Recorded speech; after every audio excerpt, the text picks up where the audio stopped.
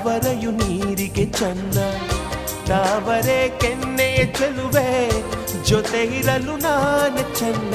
ಅರಿಶಿನದ ಜೊತೆಯಲ್ಲಿ ಕುಂಕುಮವು ಚೆನ್ನ, ಇಂಪಾದ ಸ್ವರಗಳಿಗೆ ಗಮಕಗಳು ಚೆನ್ನ.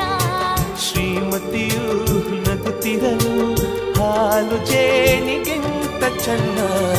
ಪ್ರೇಮವೇ ಪ್ರೇಮವೇ ಪ್ರೀತಿಯ ರಾಗವೇ, ಹೃದಯದ ಭಾವವೇ ಜೀವದ ಬಂಧವೇ.